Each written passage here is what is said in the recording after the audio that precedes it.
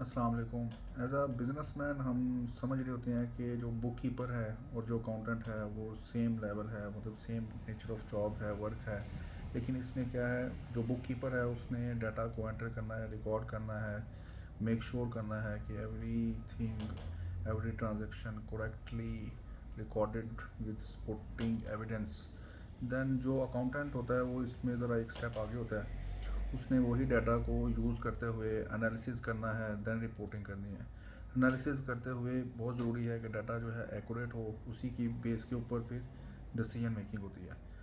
तो एनालिसिस वो different type की रेशोज़ को यूज़ कर सकता है। प्रॉफिटेबिलिटी की रेशोज़ क्या हैं, इस साल क्या रही, पिछले साल क्या थी, अभी करंटली क्या चल रही है, नेट सेल्स क्या है, नेट प्रॉफिट क्या है।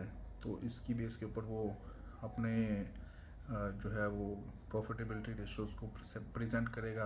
उसके अलावा फिर वो लिक्विडिटी रेशोज़ को निकालेगा कि कंपनी के पास शॉर्ट टर्म्स में इतने फंड्स हैं कि वो अपनी करंट लाइबिलिटीज़, करंट ड्यूज़ जो है वो पे कर सकती है। उसके अलावा एफिशिएंसीज रेशोज़ के ऊपर कैलकुलेशन करता है कि कंपनीज़ ने अपना कैश फ्लो, कैश साइकिल कैसे मैनेज करना है, कितने डेज़ में अपनी इन्वेंट्रीज़ को वो मैनेज करके अपने पेबल्स को जो है वो पेमेंट करेगी, कितनी देर में उन वो अपने कितने दिनों में अपने पैसे जो कस्टमर से है वो रिसीव कर लेगी। तो ये एक साइकिल है जिसको एफिशिएंसी रेशोज़ के थ्रू कैलकुलेट होती है।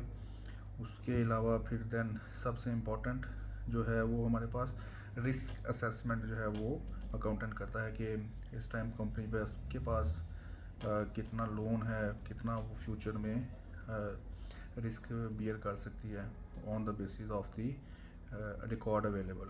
तो बात उधर से शुरू होती है कि करेक्टली एफिशिएंटली आपका डाटा जितने अच्छे से मैनेज होगा, रिकॉर्ड होगा, एनालिसिस रिपोर्टिंग उतनी ही बेहतर होगी। Thank you.